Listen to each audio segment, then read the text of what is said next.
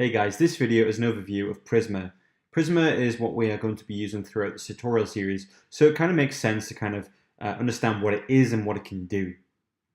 So Prisma is a layer. It's an object relational mapper framework that you can use to build a schema. And it creates schemas and it creates all of the CRUD queries and mutation types in GraphQL for a database. Now that database could be MySQL or Postgres, and there are upcoming and supported database types. But in this tutorial series, we're just going to stick with MySQL, which is the default. We won't go into any advanced topics with creating the server. There will be some bonus videos which show you how to do some advanced things with Prisma and deploying it with Docker and Kubernetes. So what is Prisma? Like I've said, it's an ORM. And if we have a look at the website, it has some fantastic support from the community. This is just a preview on their homepage of what a query will look like in GraphQL. And then without Prisma, you can kind of see that you have to manually write that select statement with your SQL database.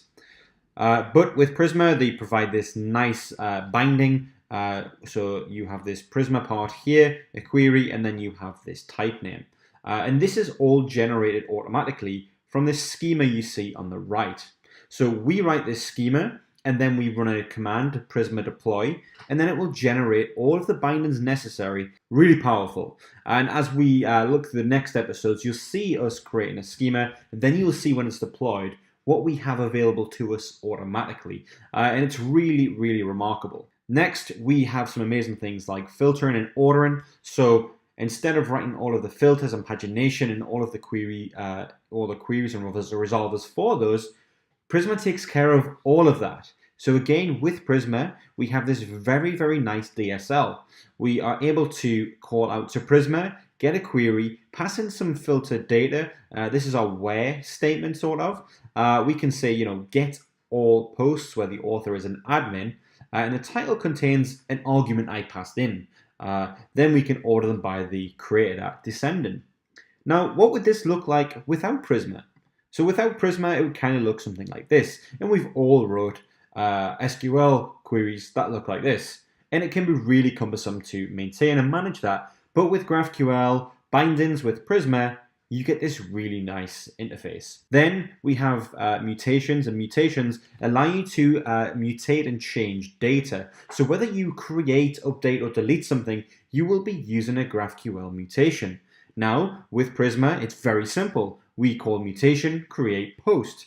And if you had a user or another type of GraphQL type like comment, Prisma will take care of creating this mutation for you, and this would simply be create post, create user, create comment.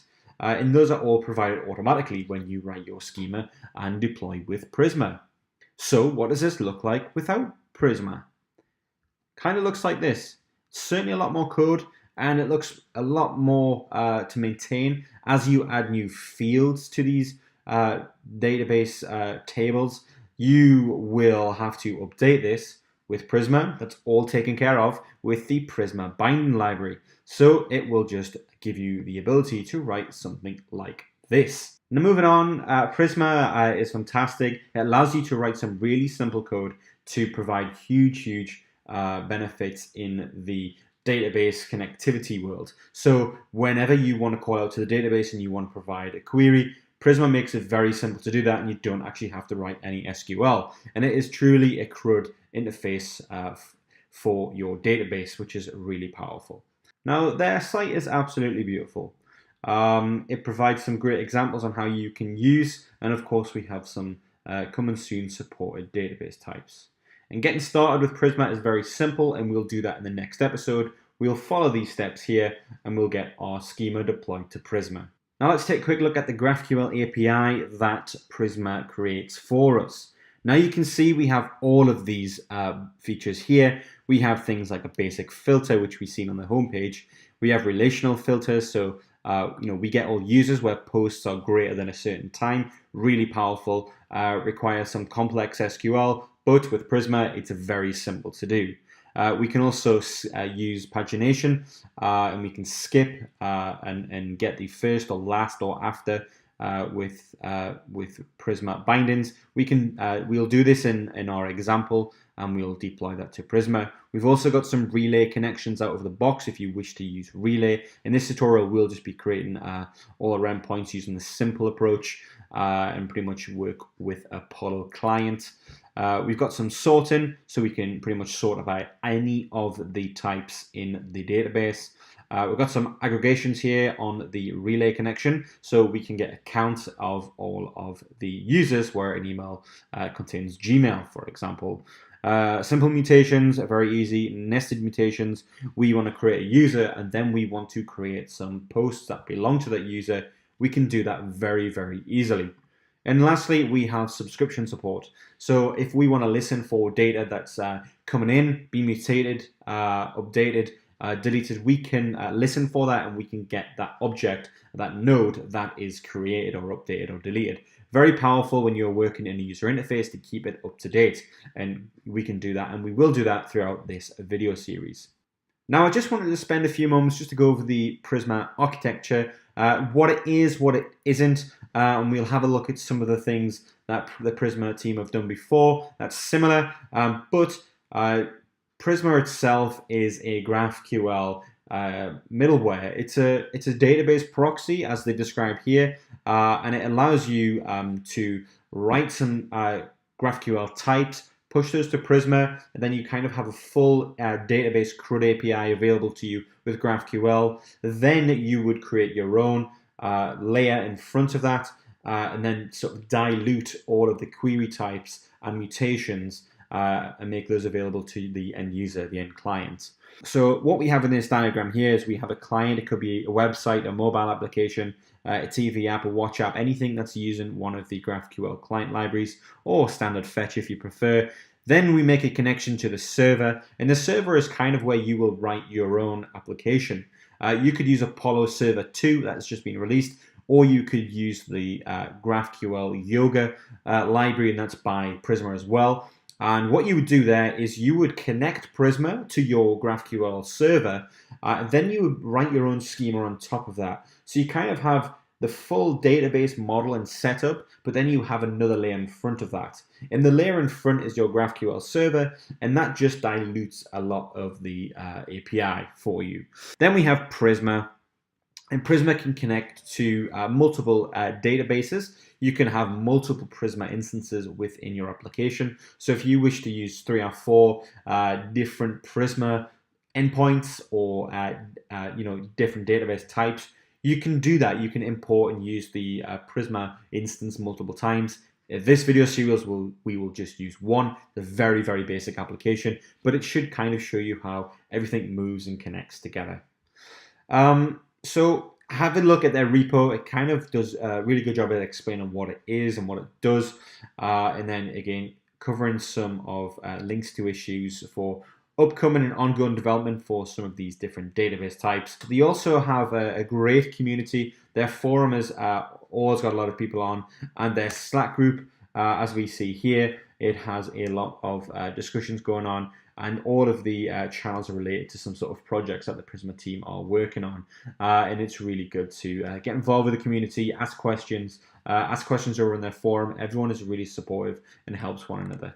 So inside of the Prisma repository on GitHub, we've got some examples. Now, I forgot to mention that Prisma itself is open source. So all of the things you see here is on a repository that contains all of the source code for the Prisma server. So if you wanted to download this and host this on your own server, you can with Docker. That is totally up to you, and it's a good route to take. But all of this is open source, so if you find that it doesn't do something or it's a bug, you can post a pull request and fix that issue. And that's really, really awesome. So they do have some examples, and it's showing you how to use different parts of their API, how you can use webhooks with server-side subscriptions, how you can connect things like Travis, how you can build a CLI tool, how you can use authentication with this, and many other things. So go ahead and check those out.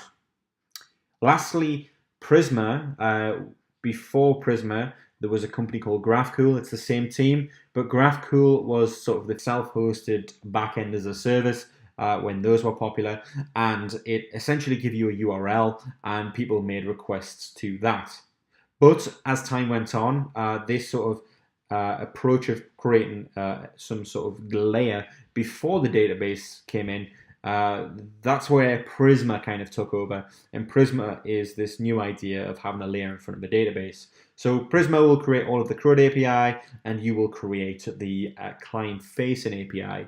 And GraphQL was the very opposite to that. It kind of just gives you a database endpoint, and you had all of the CRUD actions available to you, and that obviously had a lot of issues, but it also made it hard to extend as well and hook in and build your own functionality. Now, they did support things like serverless functions, but development on that was really slow, and it was quite difficult to maintain. So they came up with this idea of Prisma, and it's actually really cool, and that's what we're going to be using throughout this tutorial series. So if you see any links to GraphQL, just ignore those. Just be aware of what it is and what it used to be, and it probably won't be around for too much longer, but I believe they do have a lot of legacy projects on there. So check on out prisma.io if you wish to host the sort of the database you create with Prisma. You can use GraphQL Cloud for that. They'll store all of that for you, connect it to a database, and you pay for that. Now, you would essentially kind of host your own Prisma server with Heroku and many upcoming supported servers like Now, Azure, and more. Then you connect your own database on RDS with AWS or other database types such as Heroku, Postgres. So this is really cool. I'm really excited to see where this goes next. And in this tutorial series, we will be using it. So I'm super excited to show you how you can do that. And we'll dive into using the dashboard and checking out all of that as we go. So hopefully this video has been interesting, and it's kind of been a brain dump on what Prisma is, but we'll go into so much more throughout the tutorials, and I can't wait for you to get started. And that's what we'll do in the next video. We will get you set up with the Prisma CLI.